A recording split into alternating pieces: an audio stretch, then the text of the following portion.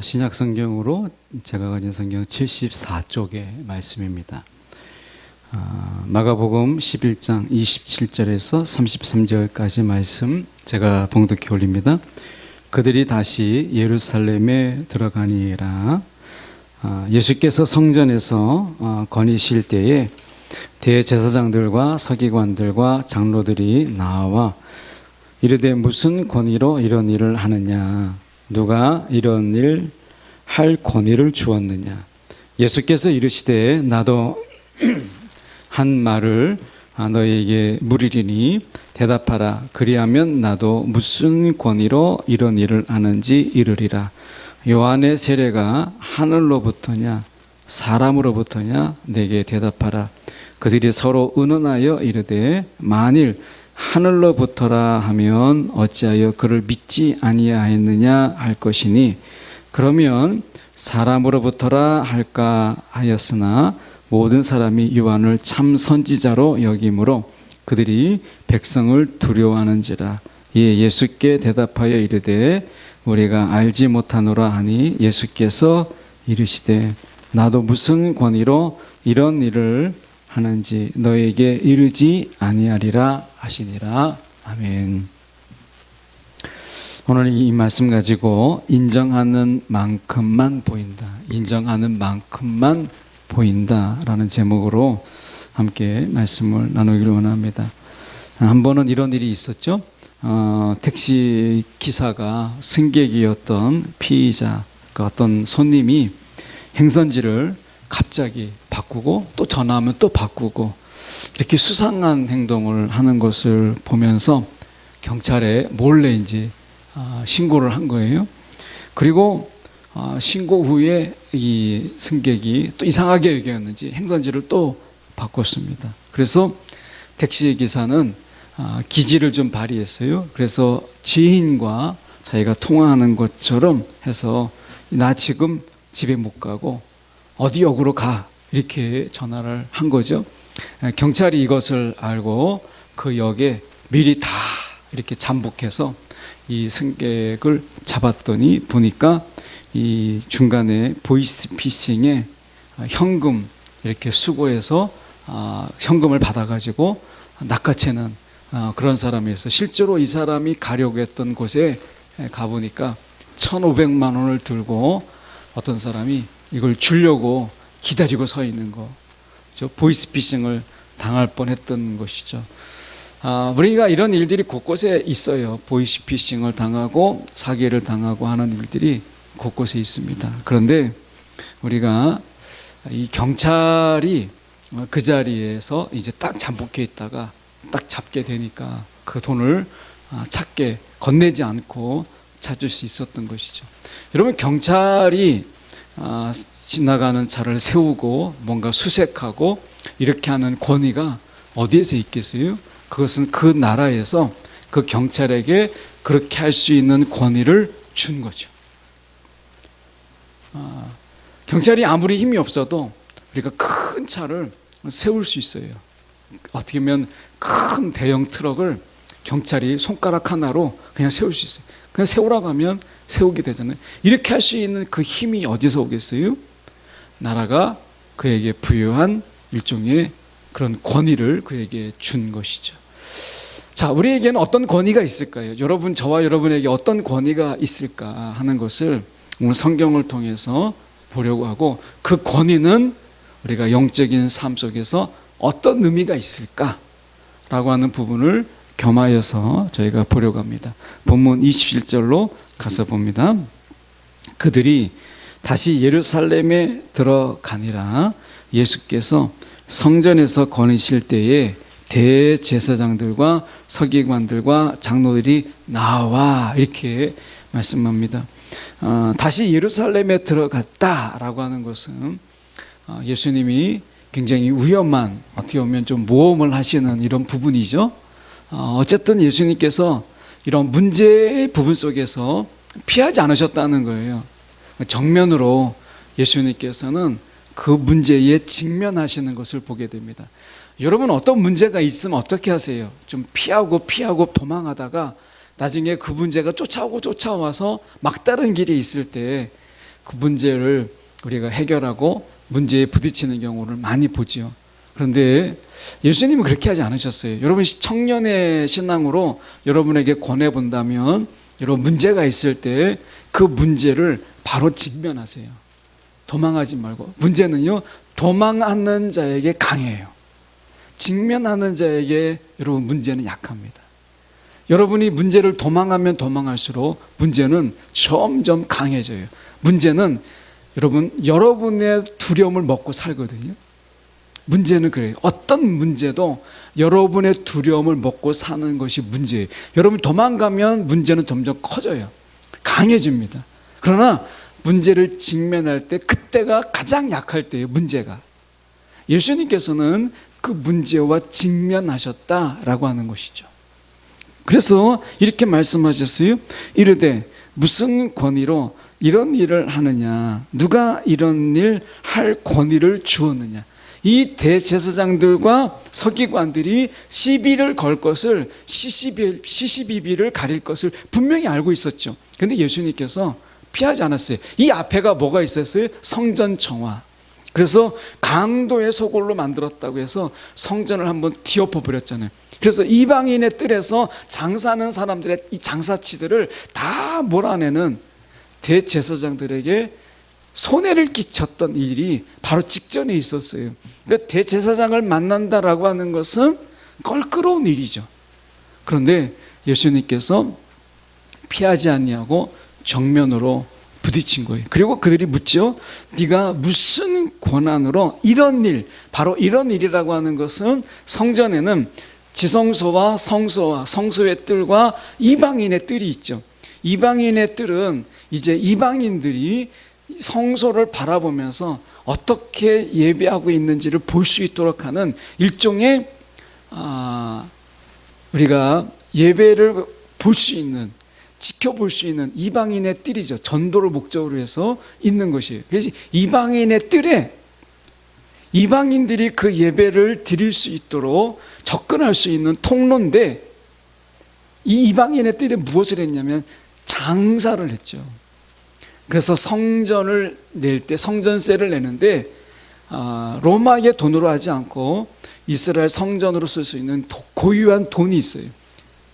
그 황제의 얼굴이 새겨져 있지 않는 그 돈을 바꾸는데 환율을 굉장히 높게 해서 손해를 보게 하는 거예요. 그리고 그들에게 예배 드릴 때 재물을 굉장히 비싸게 팔았던 이런 성자 이방인의 뜰이 있었죠. 이것을 예수님께서 갈아엎으신 거예요. 다 뒤엎어버려. 이런 일이 있었던 거. 28절에 나와 있는 이런 일을 하느냐라고 했을 때 이런 일은 바로 성전 정화를 말씀하시는 거예요. 누가 이런 일을 할 권위를 너에게 주었느냐라고 하는 것이죠. 이 부분에 대해서 얘가 뭘 믿고 이렇게 할까? 뭐 이런 얘기잖아요. 도대체 예수가 뭘 믿고 이렇게 할까?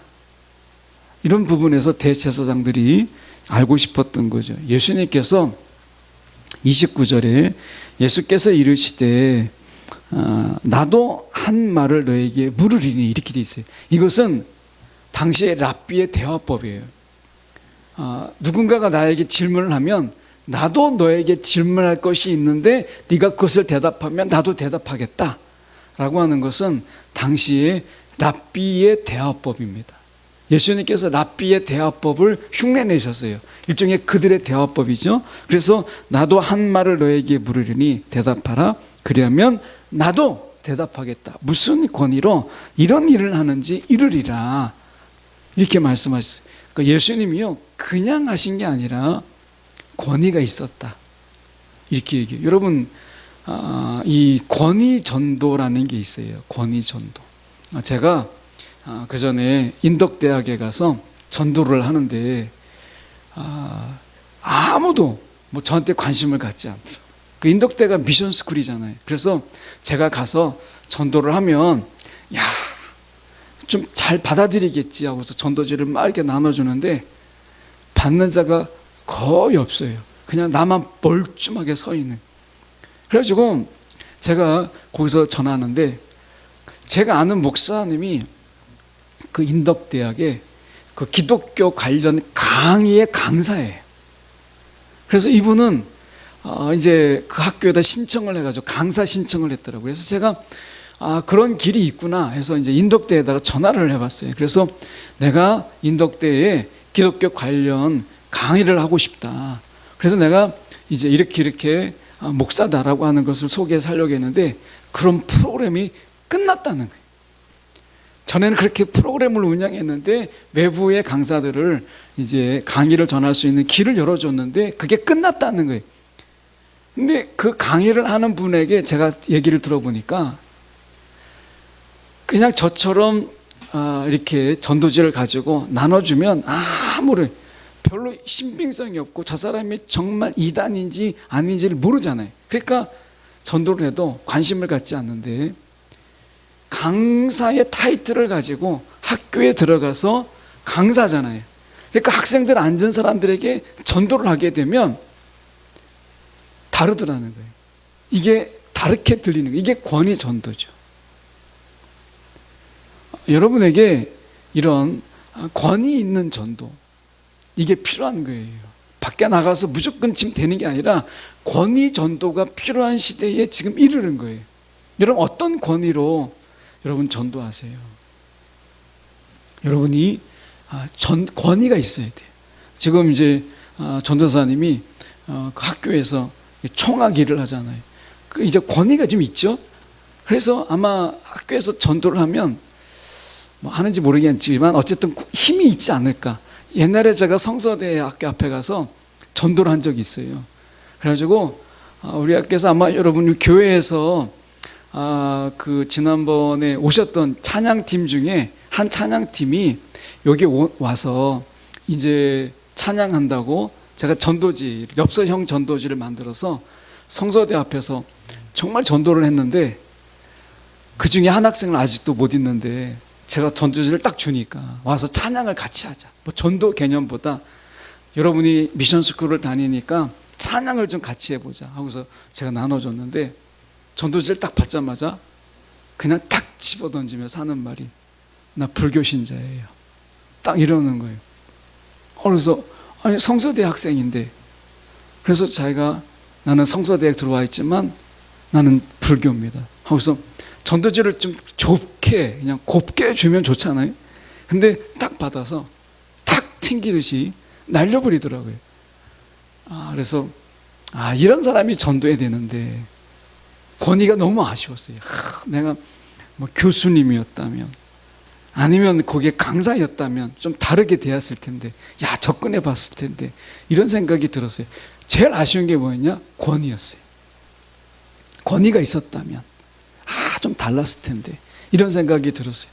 그때 다른 건 안 부럽지 않았는데 내가 이 교수 타이틀을 지금 가지고 있었다면 이 학생을 좀 내가 어떻게 해보지 않았을까? 이런 생각이 들었어요. 권위. 여러분에게 어떤 권위가 있으세요? 권위가 있다는 거예요. 우리가 모르지만 그것을 확인해 보려고 하는데 말씀해 보면 30절에 예수님께서 이렇게 놀라운 말씀하셨어요. 요한의 세례가 하늘로부터냐 사람으로부터냐 내게 대답하라. 이렇게 말씀하셨습니다. 이 말씀의 의미가 왜 여러분 중요하냐면 예수님의 권위를 누구의 권위와 지금 같이 연동시켰느냐면 세례 요한의 권위와 지금 같이 연결시켰어요. 예수님의 권위, 이것이 세례 요한의 권위와 지금 같이 일치시켜 놨다는 거예요. 자, 세례 요한이 하나님께서 보내신 자라면 나도 하나님이 보낸 자다라고 하는 것을 어떻게 세례 요한과 연결시켜서 그렇게 말씀하셨다는 거예요. 그래서 세례 요한이 하늘로부터, 다시 말하면 하나님으로부터 왔느냐 아니면 사람으로부터 왔느냐라고 하는 거예요. 자, 여러분이 여기 교사도 있고 뭐 전도사님도 있고 또 찬양 사역자, 찬양하는 찬양자도 있고 여러분이 있어요. 그런데 이 청년들이요, 여러분은 무슨 권위로 그 일을 하고 계세요? 무슨 권위로 여러분 그런 일을 하세요? 여러분 전도사로서 말씀을 무슨 권위로 전하세요? 누가 그 권위를 주었어요? 찬양, 앞에서 청년들이 찬양을 했어요. 무슨 권위로 여러분 찬양을 하셨어요? 여러분은 무슨 권위로 이 예배에 참여하고 있습니까? 오늘 이 권위를 알아야 돼요. 예수님께서는 지금 세례 요한의 그 권위와 자신의 권위를 지금 같이 선상에 놓고 있다는, 같은 선상에 놓고 있다는 거예요.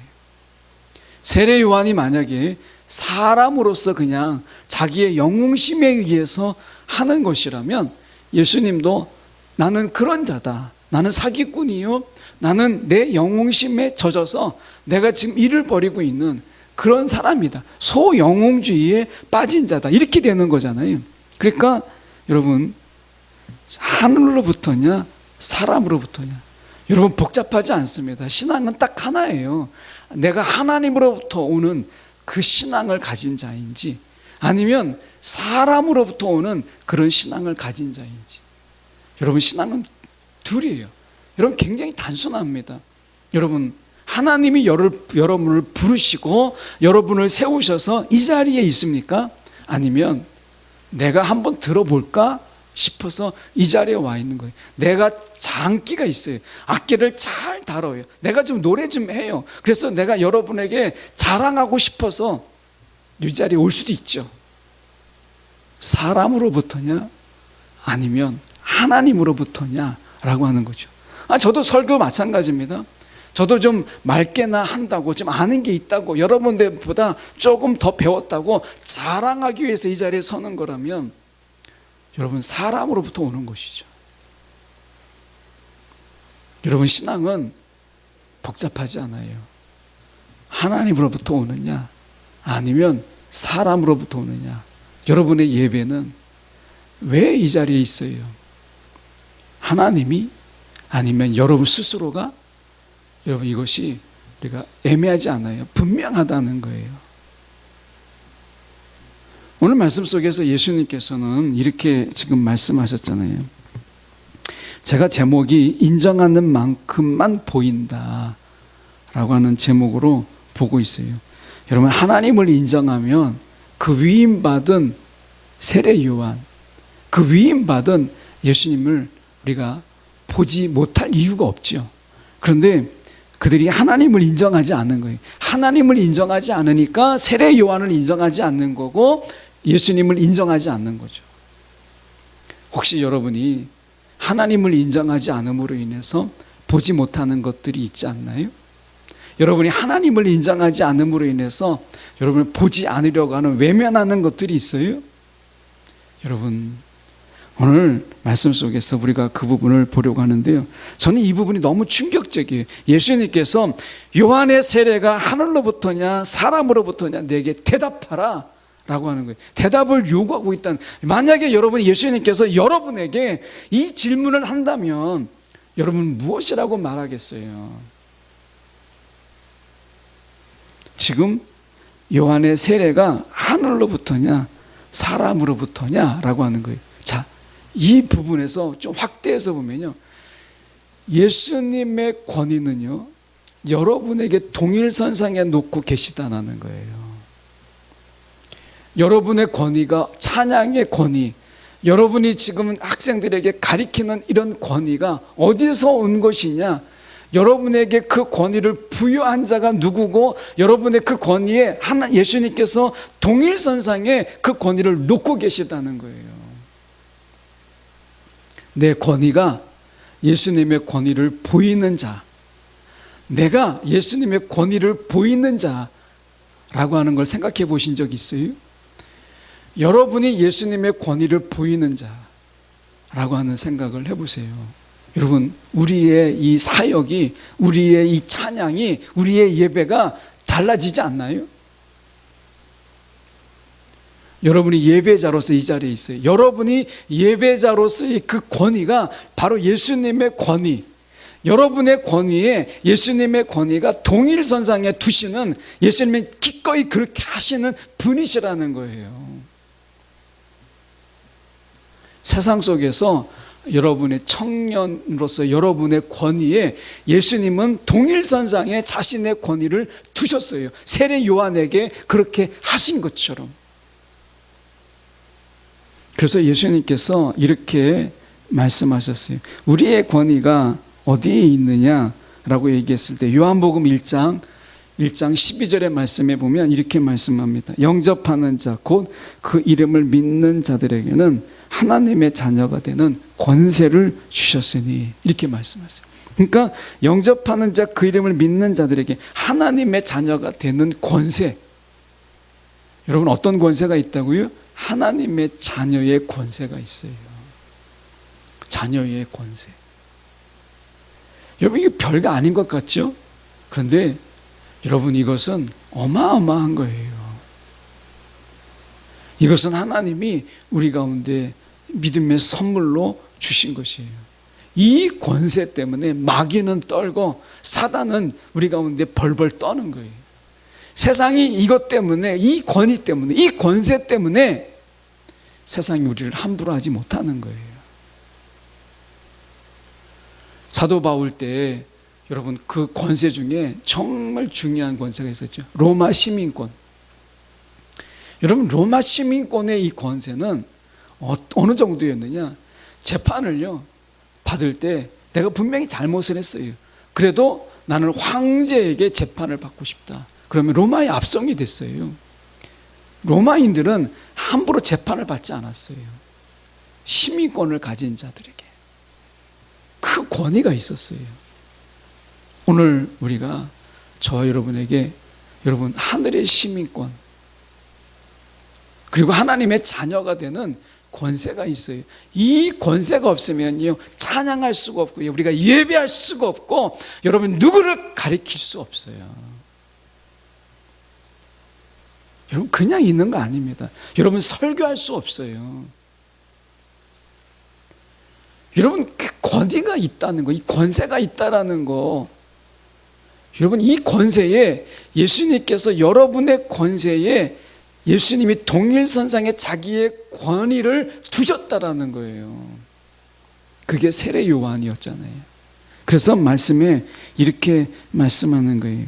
우리가 말씀해 보시면 다시 가서 본문에 가서 보시죠. 31절에 이렇게 보시죠. 그들이 서로 의논하여 이르되 만일 하늘로부터라 하면 어찌하여 그를 믿지 아니하였느냐 할 것이니, 너는 왜 그를 믿지 않았느냐 라고 하는 것이죠. 그리고 32절에 보면 사람으로부터라 할까 하였으나 모든 사람이 요한을 참 선지자로 여김으로, 이 말은 말을 비꼬았지만 대제사장들이나 서기관들이나 장로들은 세례 요한이 하나님으로부터 온 자라는 것을 알았다라는 말이에요. 그러면 예수님이 어떤 권위로 이렇게 하는가라는 것을 그들이 몰랐다? 아니죠. 알았다라는 거예요.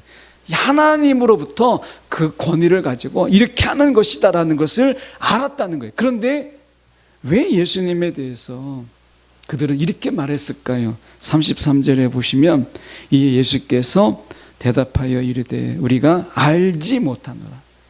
알았다는 거하고 인정했다는 거의 차이, 이것을 이야기하는 거예요. 알았다는 거하고 인정했다는 것의 차이. 여러분, 아는 것과 인정하는 것에는 차이가 있어요. 근데 이 차이가 없을수록 좋은 믿음이에요. 여러분은 어떠세요?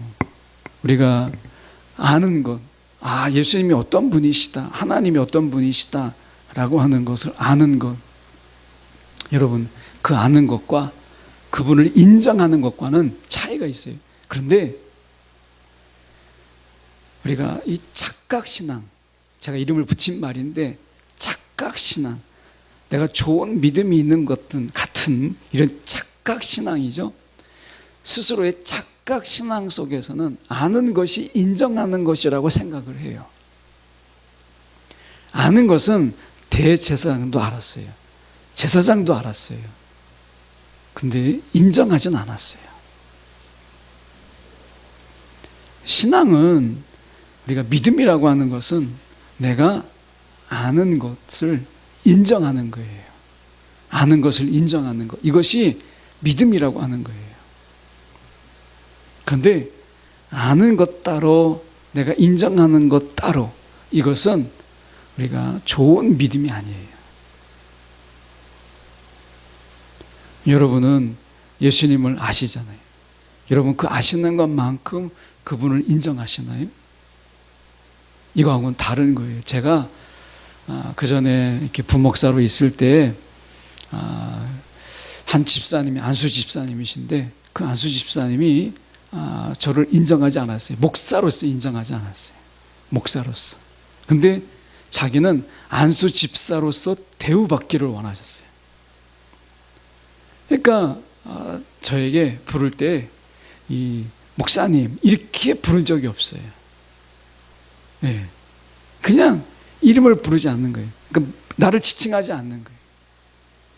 지칭할 일이 있으면 차라리 와서 말을 건네지, 뭐 목사님 이렇게 하지 않았어요. 그러니까 저의 권위를, 영적인 권위를 인정하지 않는 거예요. 그런데 자신은 안수 집사로서 대우받기를 원했어요. 그의 믿음이 좋았을까요? 좋지 않았어요. 권위를 인정하지 않는 믿음은 결코 그 믿음은 자라지 않아요. 여러분 여러분 알지만 예수님의 권위를 인정하지 않으면 결코 믿음이 성장하지 않아요. 특히 청년들이요, 여러분을 가리키는, 여러분을 인도하는 권위를 인정하세요. 여러분 그 권위를 인정하는 것이 여러분의 믿음을 성장하게 하는 거예요. 여러분은 지금 가장 많이 배울 때고 흡수할 때잖아요. 그러면 여러분 배우는 자에게 있어서 지혜가 무엇이냐면 권위를 인정하는 거예요. 제가 이 영어를 배울 때 지금도 돌아보면 좀 안타까운 게 뭐냐면, 한 교수님이 계셨어요. 그 교수님이 이렇게 우리를, 굉장히 학생들을 이렇게 좋아했고 자기의 숙소를 오픈했어요. 기숙사에 계셨는데 미국에서 하버드 대학을 나오시고 일부러 한국에서 학생들을 가르치기 위해서 선교사의 마음으로 한국에 오신 거예요. 가정을 버려두고. 그래서 학교에서는 기숙사를 제공했어요, 그분에게. 근데 이분은 기숙사에서 퇴근하고 쉬는 게 아니라 학생들을 초청해서 얼마든지 오라고 했어요. 근데 그분이 저에게 굉장히 친근하게 대했고 언제든지 오라고 이렇게 이야기했어요. 근데 그때 생각에, 그때가 어떤 때냐면 우리가 반미주의가 우리나라에서 있었을 때였어요. 한참 데모할 때 반미주의. 그래서 그때 당시에 독재자인 전두환 대통령이 미국에서 쿠데타로 대통령이 됐음에도 불구하고 미국에서 그 전두환 대통령을 우리나라의 대통령으로 인정하는, 이것 때문에 우리나라에서 반미주의가 일어났었어요. 그래서 그분이 미국 분이었어요. 제가 어린 마음에 미국 분, 반미주의가 한참 일어났을 때 이 교수님도 미국인으로 본 거예요. 그냥 교수님으로 보면 되는데 미국인으로 본 거예요. 그러니까 어설픈 정치 이데올로기에 제가 그때 어린 마음에 이 교수님도 미국인이다 라는 생각 때문에 나도 모르게 괜히 반미주의 생각이 들어서 안 찾아갔어요. 가까이 안 했어요. 근데 그분은 정말 신앙이 좋으신 분이었고 학생들을 정말 사랑하는 교수님이었어요. 미국인이기 전에 하나의 그리스도인이었어요. 그리고 어떻게 보면 그가 가지고 있는 복음과 신앙을 가지고 전하는 자였어요. 제가 그분의 영적 권위와 그 교수의 권위를 인정하지 않았어요. 미국인이라는 것 때문에.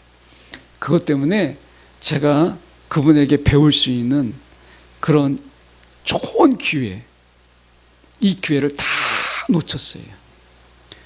저와 다르게 한 학생은, 저와 동기인 학생은 저보다 입학할 때는요, 영어의 수준이 정말 저보다 떨어졌어요. 그래서 저분이 뭐 할 수 있을까 이런 생각이 들었는데 그 친구는 이 교수님의 권위를 인정했고요, 영적 권위를 인정했어요. 그리고 교수님의 성경 공부뿐만 아니라 그 교수하는 속에서 영어로 성경 공부를 그분이 하셨는데 그 공부와 그리고 그 이야기 속에서 그분의 권위를 인정했어요. 그분이요, 그 친구가 얼마나 영적인 것뿐만 아니라 영어의 수준이 탁월해졌는지 나중에 이 코리아 헤럴드 영자신문에 기자로 취업을 했어요. 저하고 격차가 벌어지는 건 뭐 이루 말할 것도 없죠. 여러분, 오늘 예수님께서 우리 가운데 우리의 영적 권위에 그분의 영적 권위를 두셨어요. 여러분의 영적 권위를 높이세요. 여러분의 영적 권위를 여러분 가볍게 보지 마세요. 하나님의 자녀의 권세의 영적 권위, 여기에 부끄럽게 하지 마세요. 여러분 권위에 맞는 일을 하세요. 여러분의 권위에 맞는 일. 여러분 나이가 어리다, 나는 청년이다, 이렇게 생각하지 마세요. 여러분의 권위에 예수님의 권위가 여러분 그 가운데 두셨다는 거예요. 그래서 여러분 청년이라기보다 영적 권위를 가지고 일하세요. 청년으로서. 주님께서 그래서 우리 가운데 말씀하시는 게 이렇게 말씀하셨잖아요. 여러분 30절에 가서 요한의 세례가 하늘로부터, 요한이 하는 일이 여러분 아무도 알아주지 않는 무명의 일이었어요. 그런데도 불구하고 예수님께서 지금 세례 요한이 하늘의 권위를 가지고 그 일을 한 것이다라고 인정하셨잖아요. 여러분의 일이 예수님께서 인정하시는 권위의 일을 하세요. 그 일에 걸맞게, 예배면 예배, 찬양이면 찬양, 여러분 사역이면 사역이 여러분의 힘으로 하지 말고 주님의 권위로 하세요. 그러면 그 일이 달라요. 하나님의 역사가 달라요. 오늘 여러분 청년들이요, 여러분에게 주신 권위가 있어요. 뭐 청년이 사회 속에서 무슨 권위가 있겠나 뭐 이런 생각하죠. 그런데 주님은 이 사회가 여러분에게 뭐라고 말하든지 간에 여러분에게 주님께서 권위를 주셨고 권세를 주셨다라는 사실을 기억하십시오. 그 일을 통해서 여러분 사역하시고 사회 속에서 그 권위를 드러내는 일을 감당하세요. 다윗이 골리앗을 쓰러뜨릴 때 여러분 굉장히 나이가 많아서 쓰러뜨린 거 아닙니다. 어린 소년이었어요. 다니엘이 그가 바벨론으로 끌려갔을 때 그 결단, 믿음의 결단은 나이가 많이 들어서가 아니었어요. 아직 어린 나이에 그런 권위를 그가 결단했어요. 믿음의 결단을. 무엇 때문에? 영적 권위가 그에게 있었다라는 것이에요. 여러분 나이는 어리지만 사회 경험은 부족하지만 여러분 가운데 하나님께서 여러분에게 영적 권위가 있다라는 것을 기억하세요. 예. 디도는 나이가 좀 어렸죠. 그런데 사도 바울이 그를 파송하죠. 그리고 너가 그 일을 감당해라 라고 이야기합니다. 영적 권위로 그가 그 일을 감당해요. 나이가 어림에도. 자, 여러분 기억하십시오. 여러분의 나이로 일하지 마세요. 여러분의 영적 권위로 일하세요. 그리고 영적 권위에 걸맞는 삶으로 살아가세요. 그러면 여러분 하나님의 역사가, 권위에 맞는 하나님의 역사가 여러분 가운데 있게 하는 거예요. 우리가 장유 유서로 우리나라에서 나이를 많이 따지잖아요. 싸우다 보면 나중에 나이로 가잖아요. 여러분 나이로 일하지 말고 영적 권위로 일하는 청년들이 되기를 간절히 소망합니다. 기도하겠습니다.